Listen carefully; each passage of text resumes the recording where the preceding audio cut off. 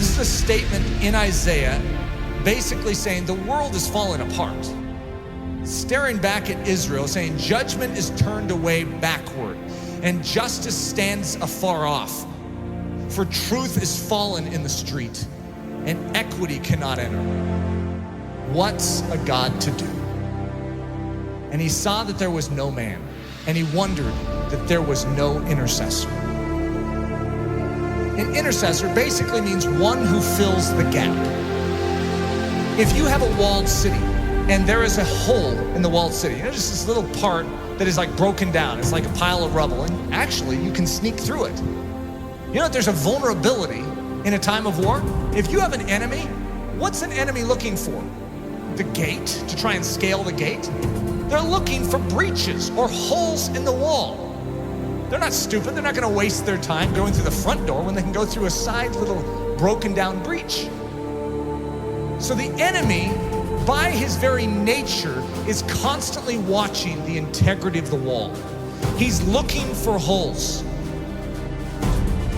We have massive holes in our life that give the enemy access to do with our life what he sees fit to do. We can say, that's horrible, I'm a Christian. Yeah, you're a Christian with breaches.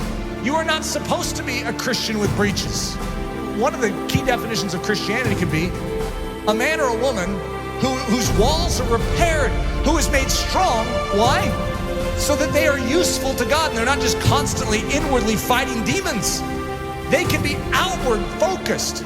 God says to Israel, I will bless you so that you can become a blessing to the nations.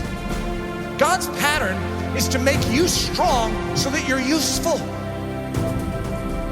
There is a hedge that is supposed to be built up around your life, and it very likely isn't. You need a strong man. You need someone who can step in and fight off that enemy to make you strong so that you can start focusing outward instead of on your own issues. Most of us as Christians, the church is so weak because we have literally less than 1% of our time that is able to focus outward because we are so caught up in our issues and our difficulties. Even the healthiest among us, we have issues. We have difficulties, whether it's relational, whether it's financial, whether it's health, we have issues. And there's a dying world out there. You know that estimated 150,000 people died and went to hell today? Let's think about this. What did we all do about it? Did we take a step forward in beginning to do something about it? Or are we just stemming the tide from our life falling apart even more than it is? We are living on the defensive instead of the offensive. What we need is the same thing God was looking for back then. The walls are broken down. The city is in disrepair. Israel is without a defender. Where's the intercessor? You know who Jesus Christ was? In a nutshell, he's the intercessor. He's the man who stands in the gap. He's the strong man who came and took the full blow upon himself so that we could gather our wits spiritually and awaken and say, I'm in. Thank you for rescuing me. Literally, he took the blow. Everything that was aimed right at you to absolutely decimate your life, he took it square on. Without even a whimper, he took it for the joy that was set before him because he valued you so much. He took the blow. See, one of the things that happens with the life of Jesus, we have a tendency to make him a mousy character. We have a tendency to diminish his manly strength.